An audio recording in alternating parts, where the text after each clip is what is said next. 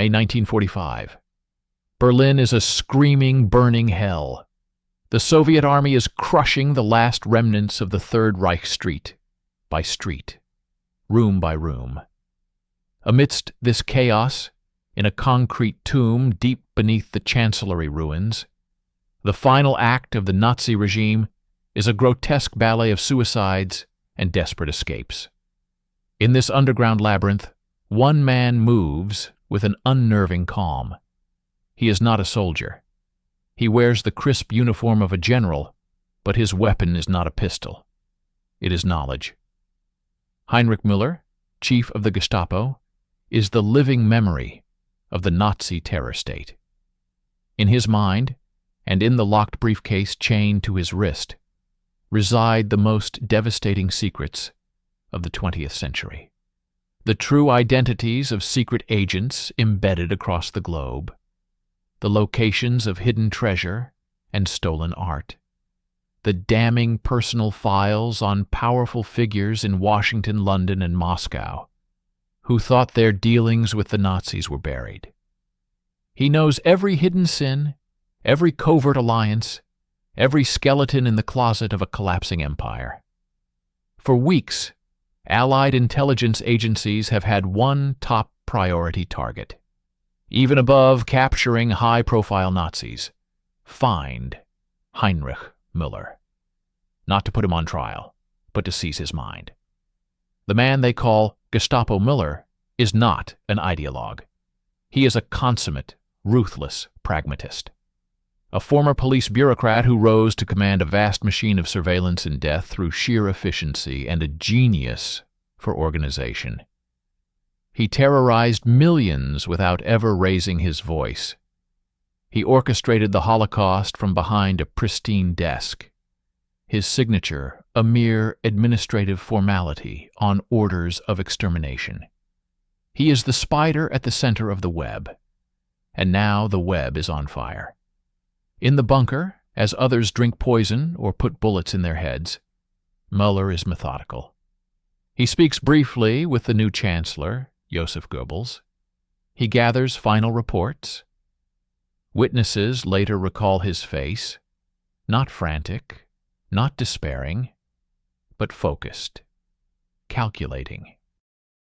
It is the face of a man reading a complex train schedule, not a man facing the end of his world.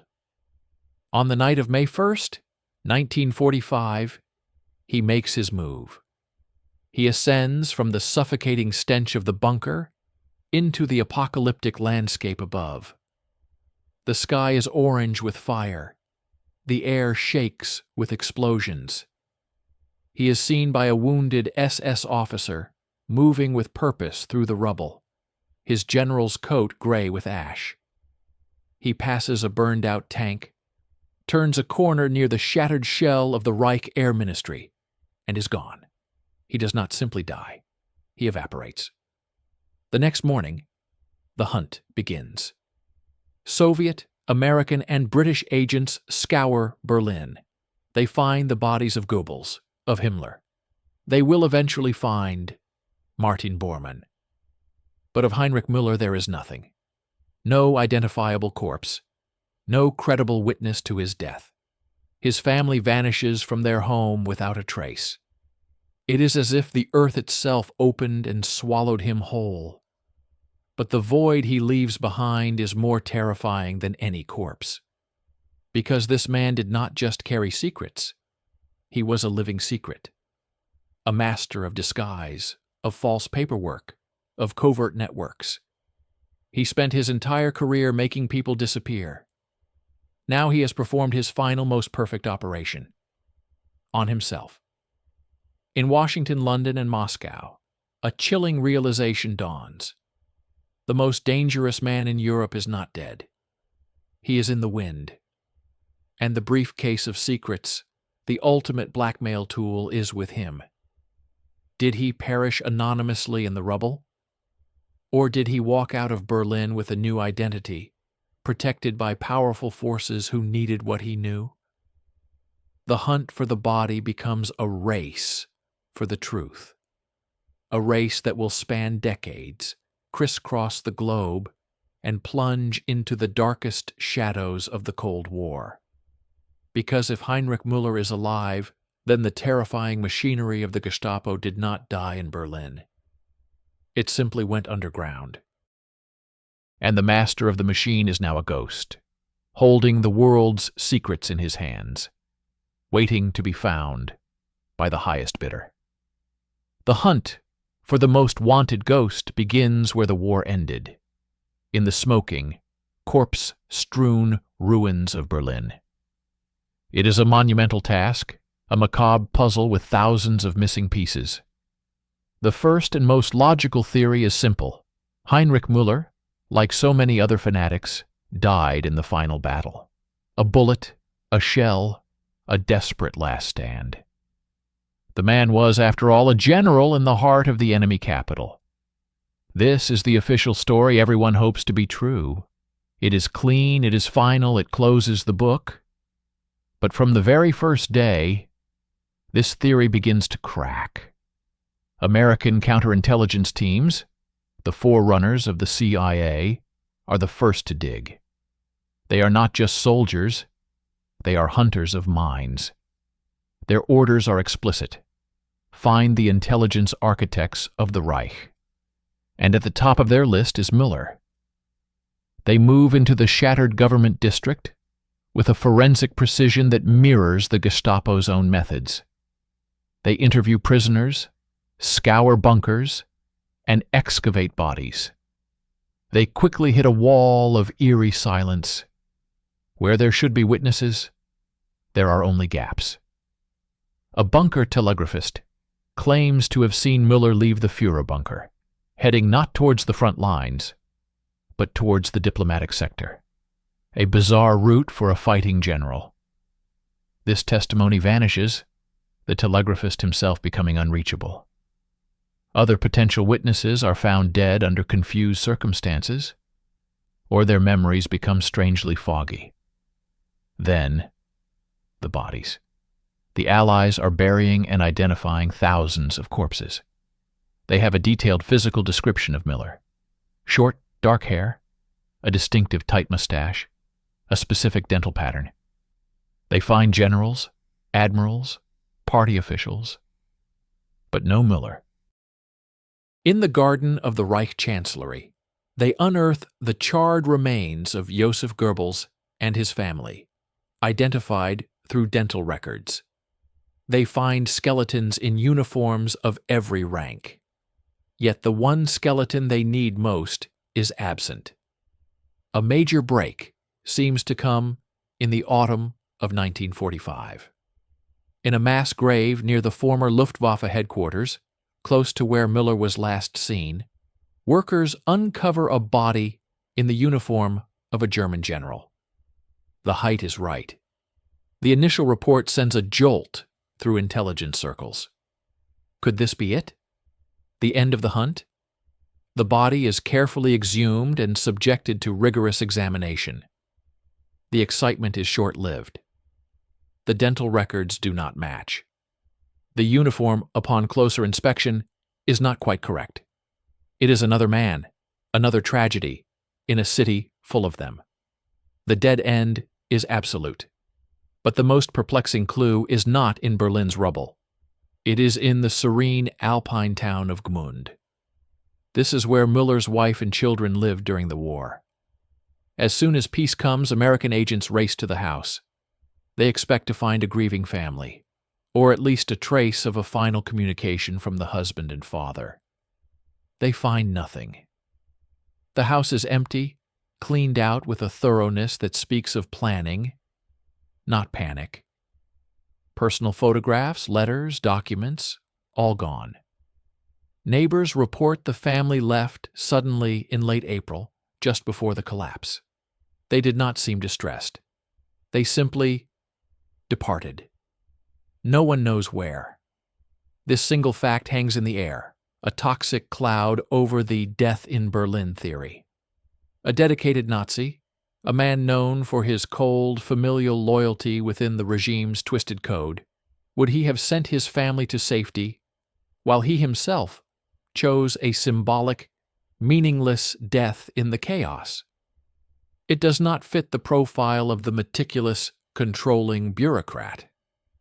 It fits the profile of a man with an exit strategy. The Berlin investigation officially concludes that Müller likely died, his body destroyed beyond recognition or buried in an unmarked trench. Case closed. But in the back rooms of intelligence agencies, a very different conversation is happening.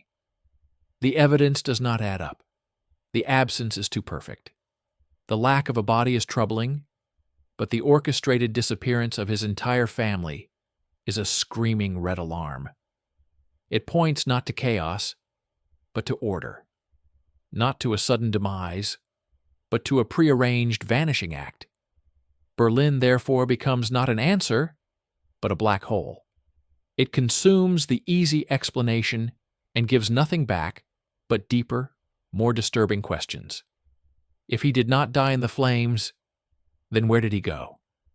And who, in the terrifying disorder of May 1945, had the means, the foresight, and the motive to help the chief of the Gestapo simply walk away? The search must now expand beyond the graveyards of Germany into the dark, nascent battleground of the Cold War, where old enemies were becoming new assets, and the darkest secrets of the past were the most valuable currency of the future. The hunt for the ghost is no longer about finding a corpse. It is about intercepting a living secret on the move. With the Berlin graveyards yielding only silence, the investigation pivots sharply. If Heinrich Müller did not die, he escaped. And in the immediate aftermath of the war, there existed a clandestine highway out of Europe, a network of shadows and false papers, known as the ratline. This is the classic narrative of Nazi flight.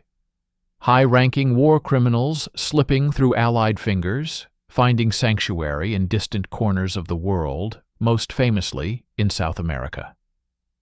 The logic seems impeccable. Müller had the connections, the resources, and every motive to run. The world assumes he became the ultimate rat, fleeing down the darkest tunnel. The investigation plunges into the underworld of the ratline. Agents trace routes through Austrian monasteries, safe houses in Rome, and corrupt Vatican contacts. They study the methods of the infamous Odessa network. They interrogate smugglers and passport forgers.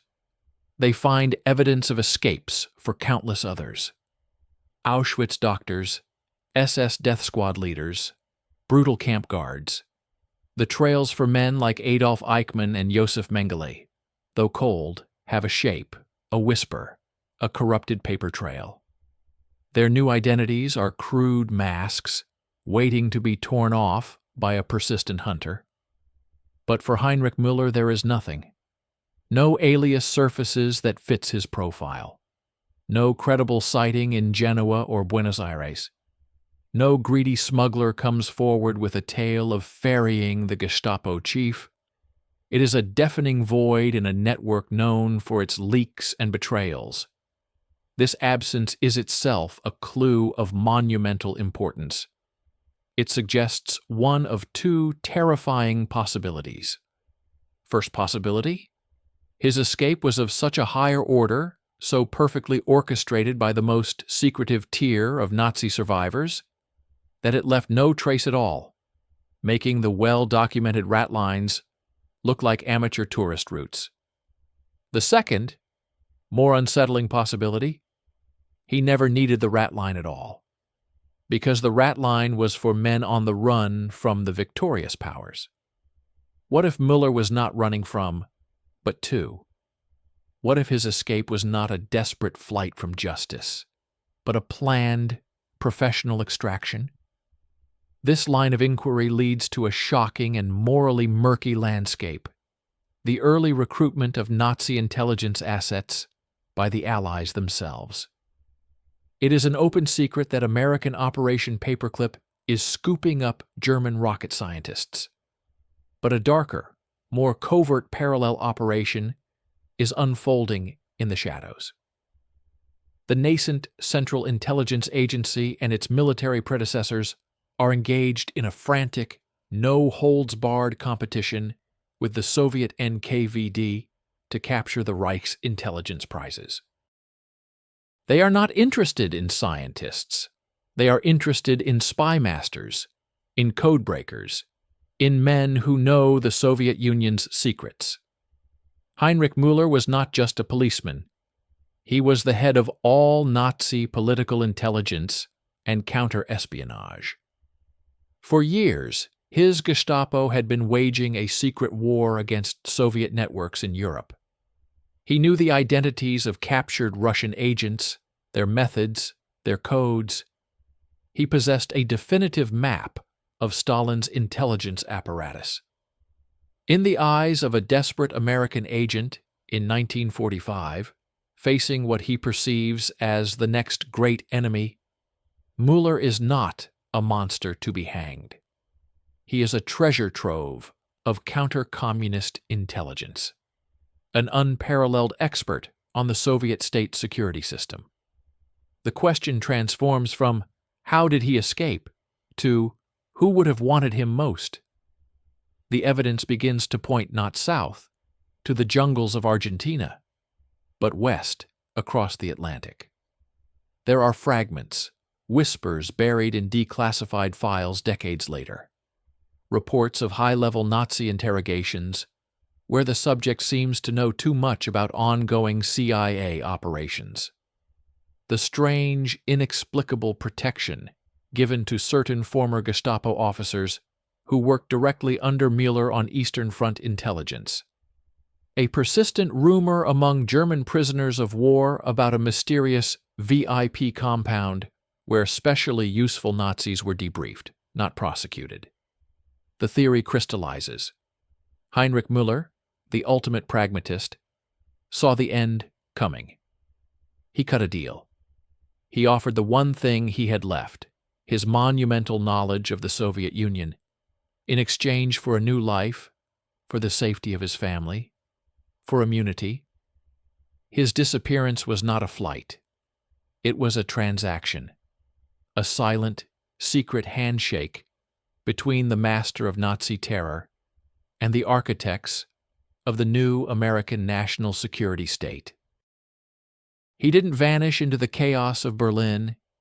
He was quietly extracted from it, wrapped in a cloak of official secrecy, and given a new name, a new history, and a new mission.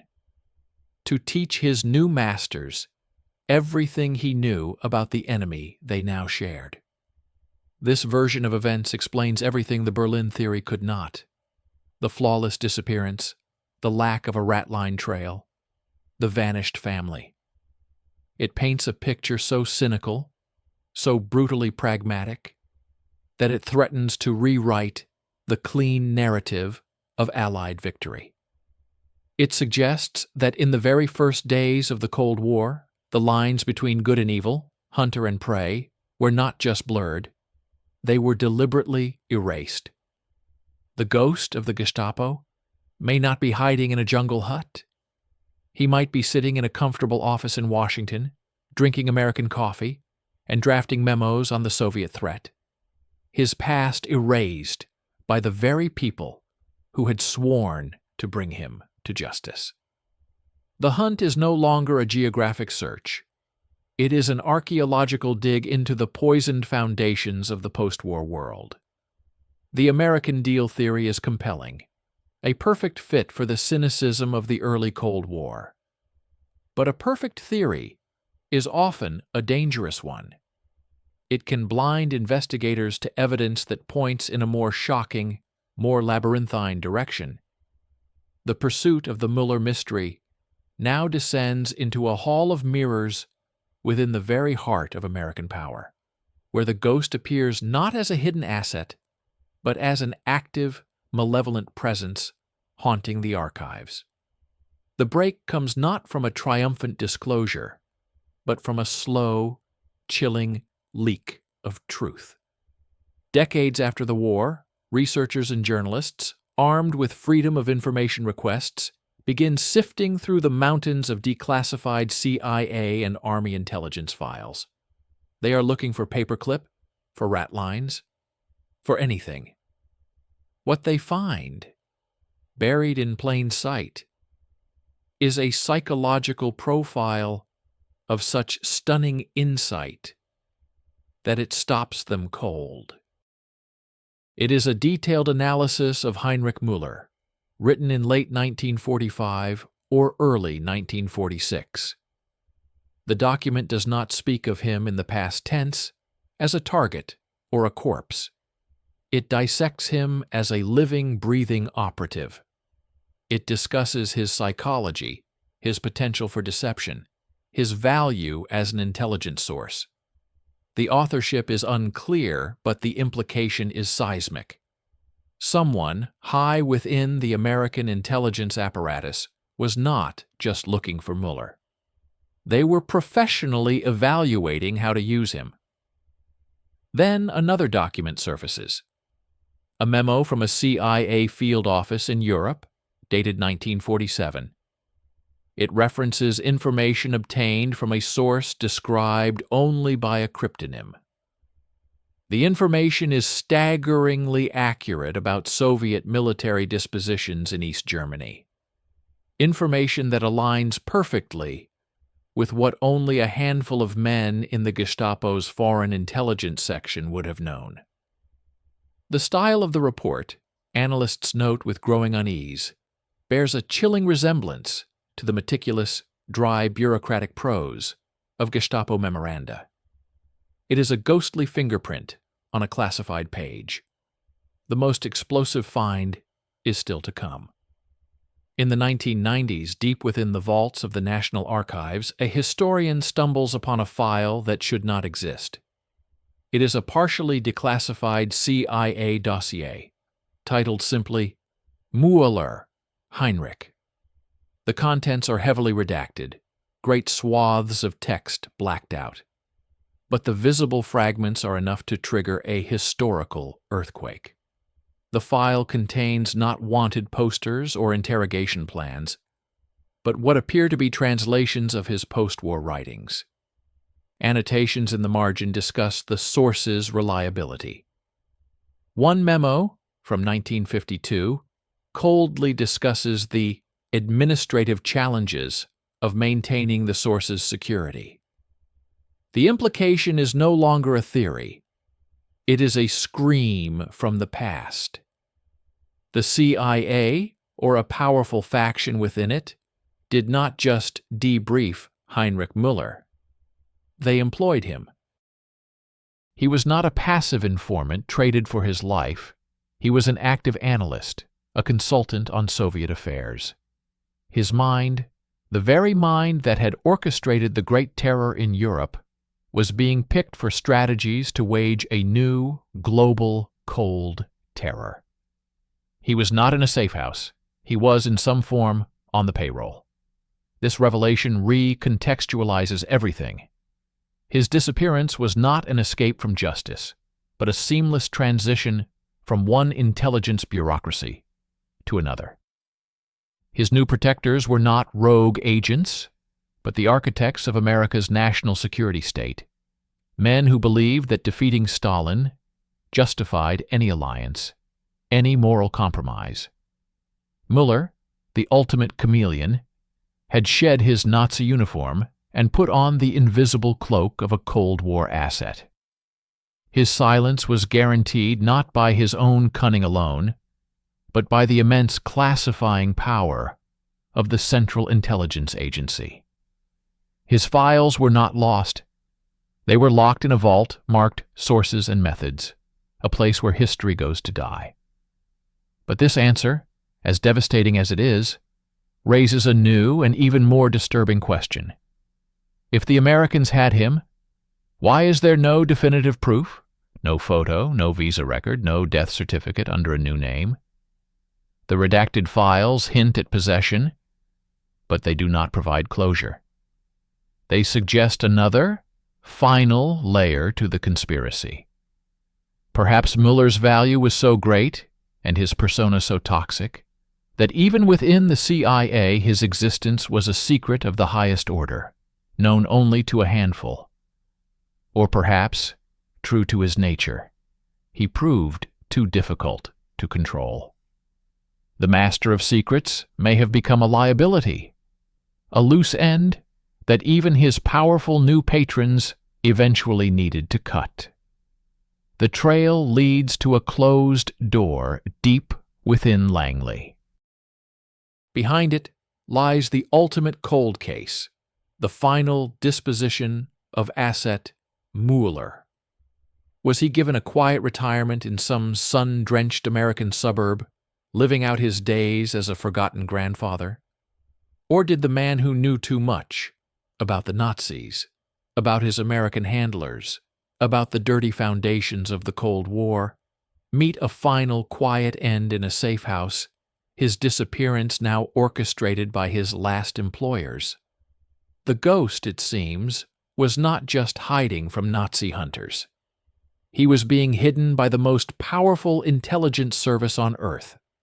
And to find him now, one would have to dismantle the very machinery of state secrecy that has, for decades, sworn to protect the truth.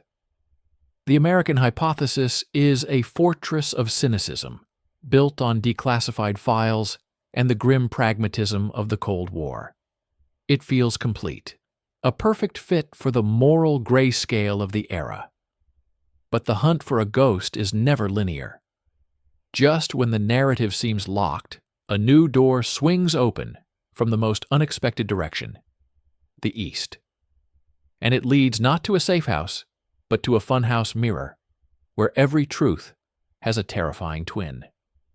This chapter does not begin with files, but with a date, 1939. The Molotov-Ribbentrop Pact. Nazi Germany and the Soviet Union, ideological arch-enemies, are temporary allies. And in the shadow of this monstrous marriage, their secret police forces engage in a dark, professional courtship. Gestapo and NKVD officers meet in a Polish city to coordinate the brutal suppression of their common enemies, the Polish resistance. They exchange prisoners, share files, toast to their efficiency. Leading the Gestapo delegation is Heinrich Müller. For the master bureaucrat of terror, this is not ideology. It is operational protocol.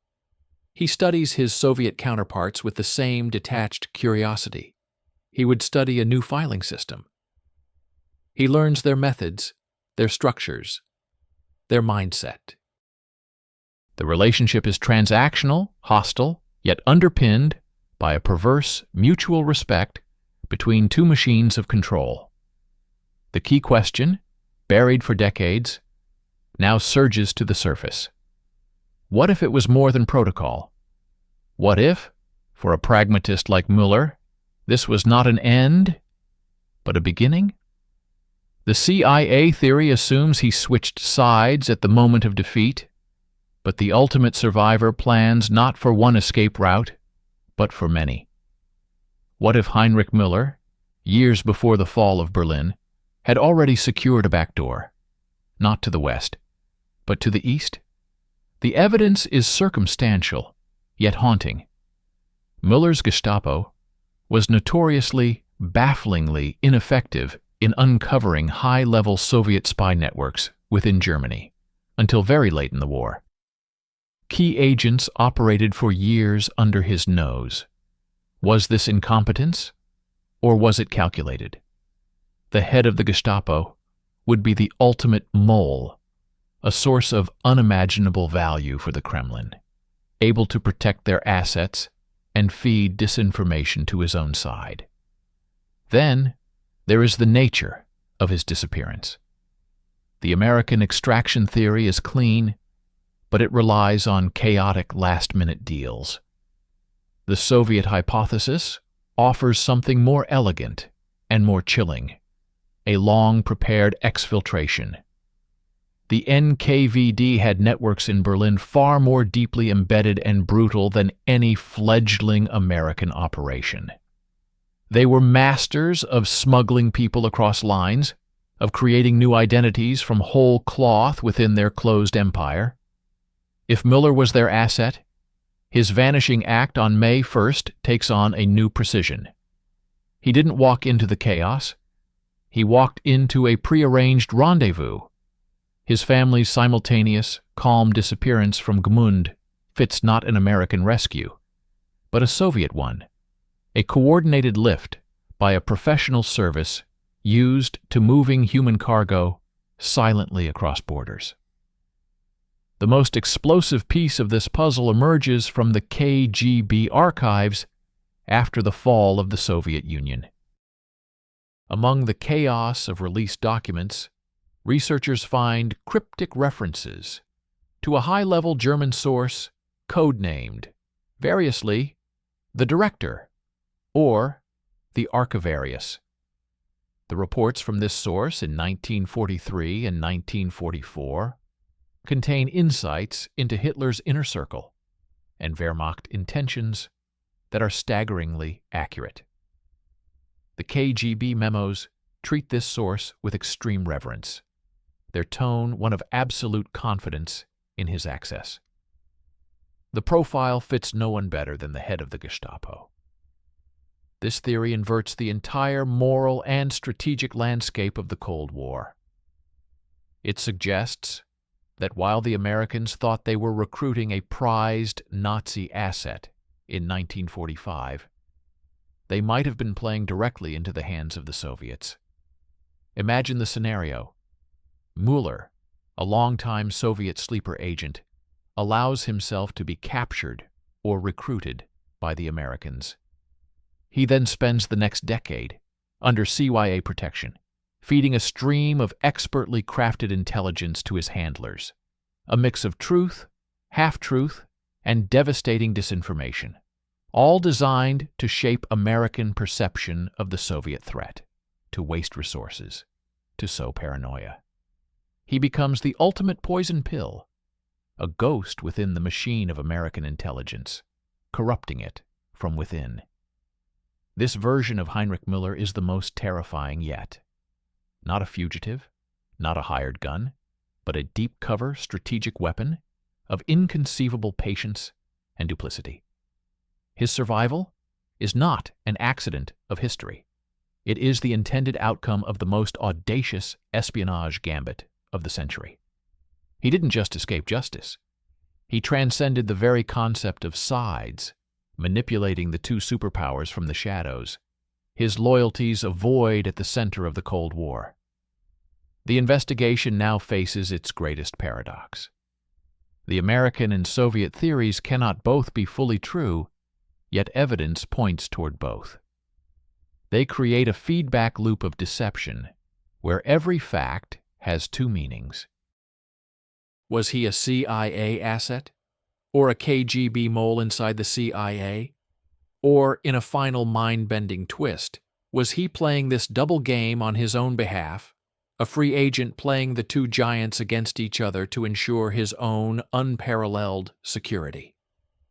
The ghost is no longer just hiding. He is actively weaving the tapestry of his own myth, using the greatest intelligence agencies on Earth as the threads.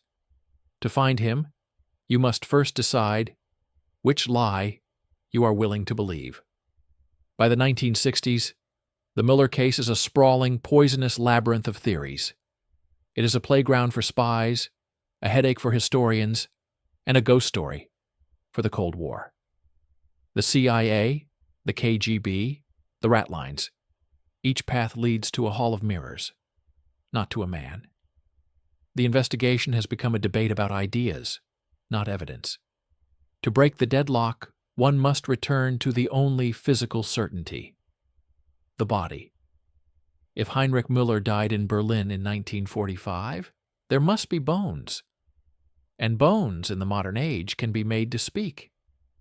This chapter is a forensic thriller, a journey into the dark soil of Berlin and the even darker politics of truth. It begins not with a spy, but with a gravedigger. In the late 1950s, as Berlin slowly rebuilds, construction workers near the former Reich Air Ministry the exact area where Müller was last seen, unearth a skeleton. It is dressed in the tattered remnants of a German general's uniform. The news sends a jolt through West German authorities. Could this finally be the end of the mystery? A swift, almost rushed investigation is conducted. Dental records from 1945 are compared. The conclusion is announced. The remains are not Müller's. The case is closed again. But the questions linger. Whose uniform was it? The records of this analysis are curiously incomplete, lost in a bureaucratic shuffle.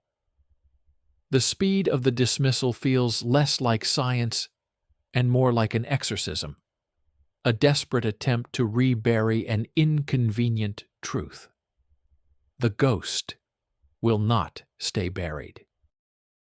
In the 1990s, after the fall of the Berlin Wall and the opening of Stasi archives, a new and determined effort begins.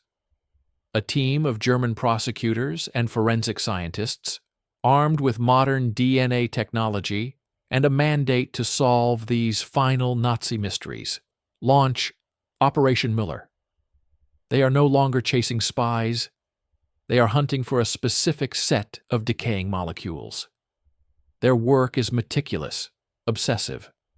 They scour every archival hint of a potential grave. They track down surviving relatives to obtain genetic reference samples. Their focus narrows to a site in the Jewish cemetery in Berlin's Mitte district, a location with a macabre, symbolic irony. During the final battle, SS troops used the cemetery as a defensive position and a makeshift burial ground for their own dead.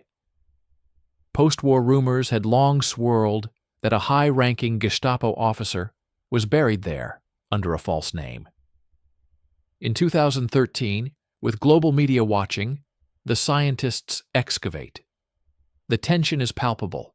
This is not a theoretical exercise anymore. Shovels bite into the earth, brushes sweep away decades of soil.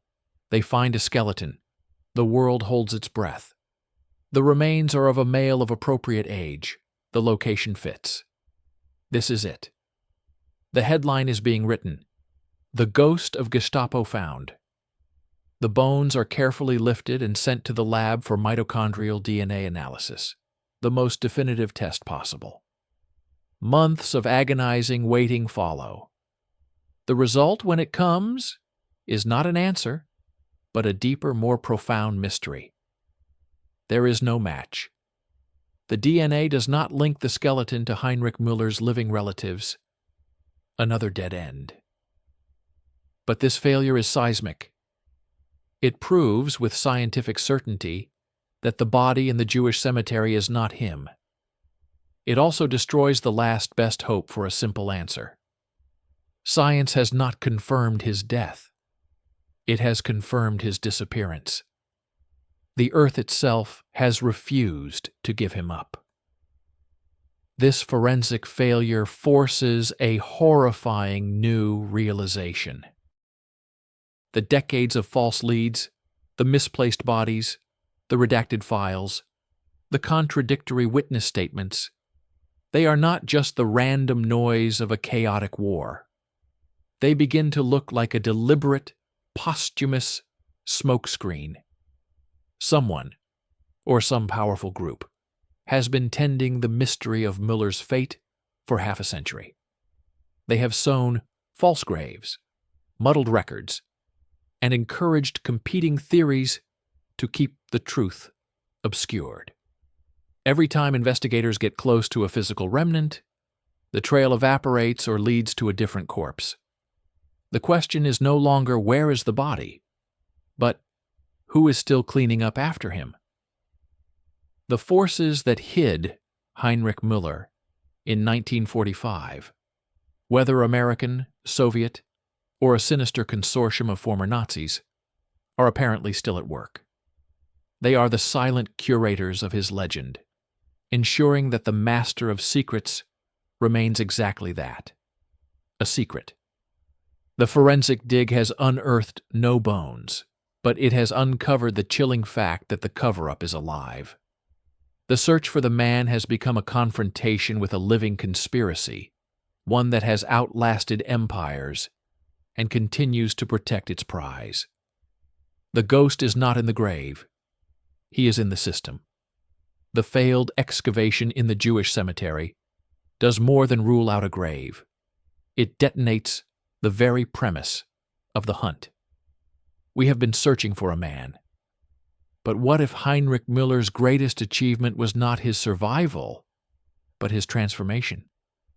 What if, in those final days of Berlin, he ceased to be a person and became something else entirely?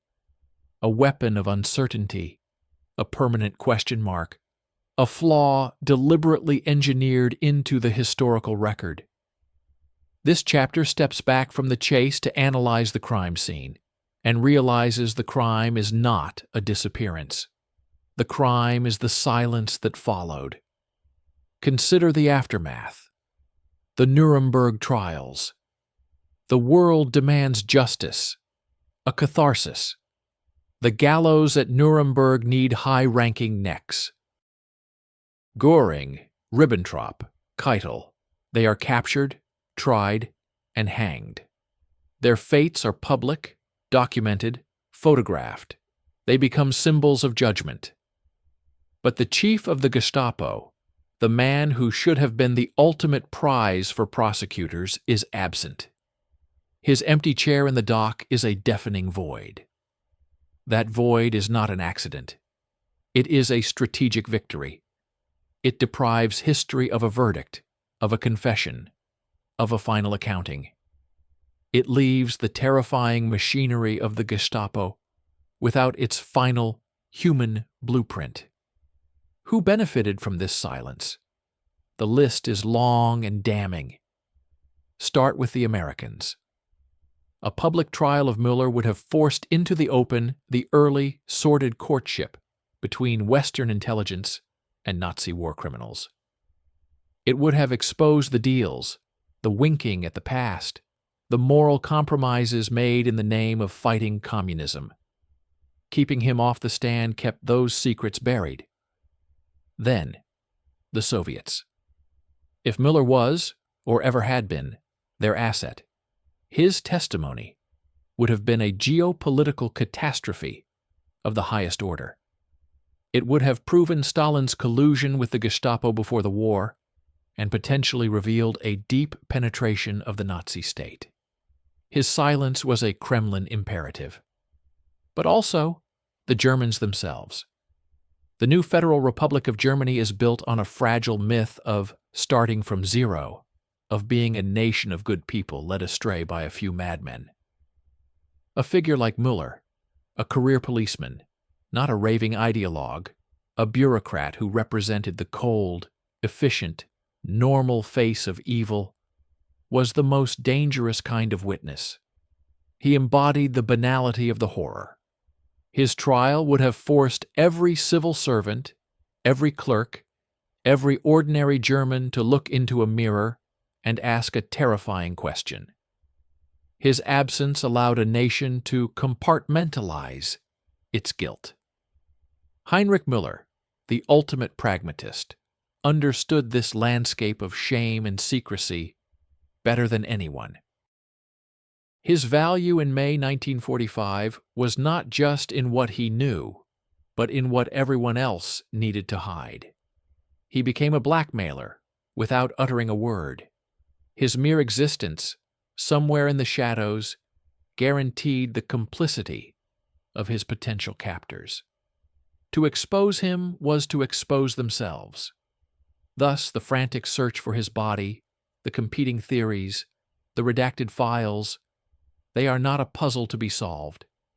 They are the intended outcome. They are the fog of war, purposefully maintained for half a century. Each theory, the Berlin corpse, the ratline kingpin, the CIA asset, the Soviet mole, acts as a pressure valve. It gives journalists, historians, and conspiracy theorists a story to chase, a path to follow, keeping them busy and divided.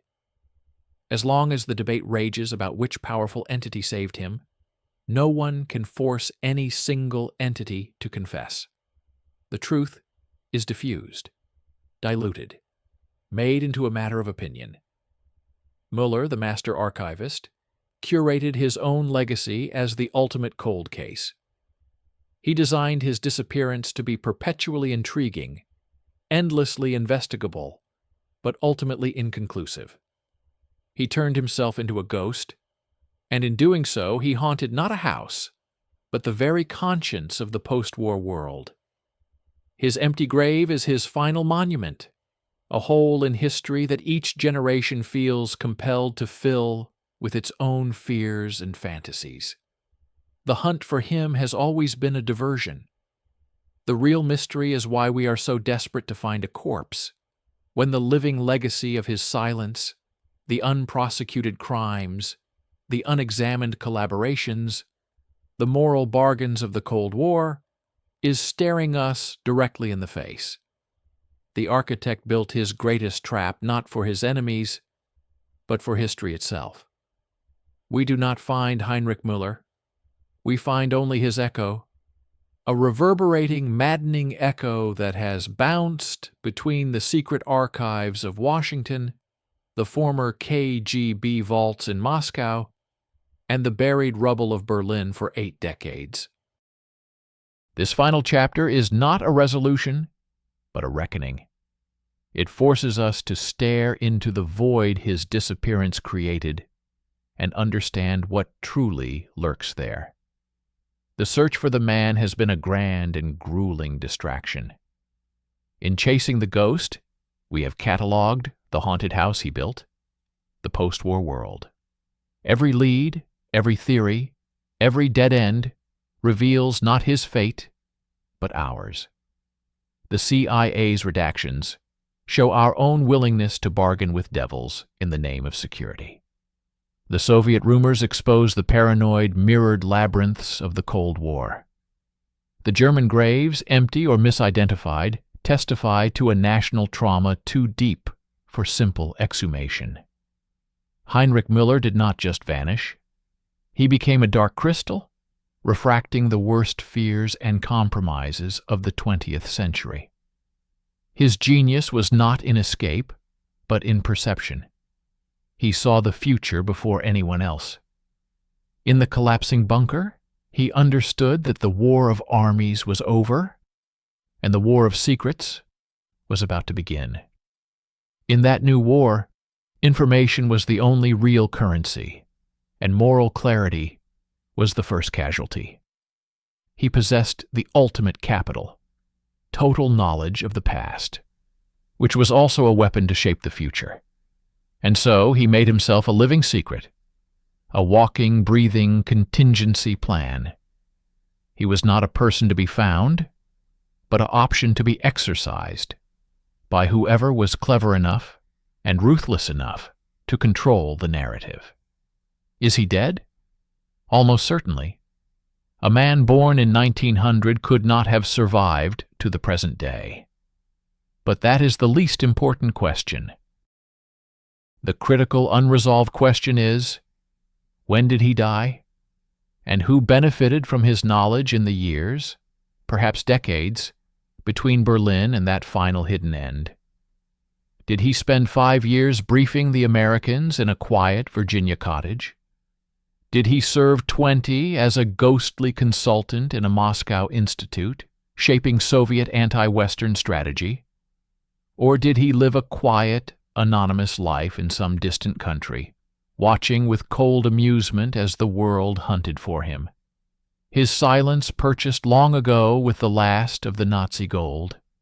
We will never know. And that is his final flawless victory. The file on Heinrich Müller remains open not because of a lack of clues, but because it is too dangerous to close. To settle on one story, the American recruitment, the Soviet exfiltration, the anonymous death in the rubble, is to force a confrontation with a historical truth that powerful institutions and entire nations have a vested interest in keeping obscured. His open file is a safety valve, It allows the poison of that era to seep out slowly, in manageable theoretical doses, rather than in one toxic, truthful geyser. Therefore, he remains. Not as a man, but as a permanent stain on the historical record. A reminder that the transition from the hot war to the cold one was not a clean break, but a murky, morally corrupt continuum where the architects of one horror were quietly repurposed to fight the next. His shadow stretches from the Gestapo headquarters on Prince Albrechtstrasse to the first CEA headquarters in Langley, to the Lubyanka in Moscow. He is the human link between the Holocaust and the Cold War, a symbol of the brutal pragmatism that underwrote both. The screen does not fade to black with an answer. It fades with the image of an empty desk, a clean blotter, a filing cabinet with a drawer labeled M that is, and always will be, locked. The search for Heinrich Müller ends where it began, with an understanding that some voids are deliberately crafted. Some silences are engineered. His legacy is not a hidden life, but a perfected absence. He engineered the ultimate bureaucratic maneuver. He became an unsolvable case, an eternal enigma, ensuring that the final, definitive word on his terror, and on the complicity it spawned, will never, ever be written. The Ghost One. He dissolved into the very architecture of our modern world, and he is never coming out.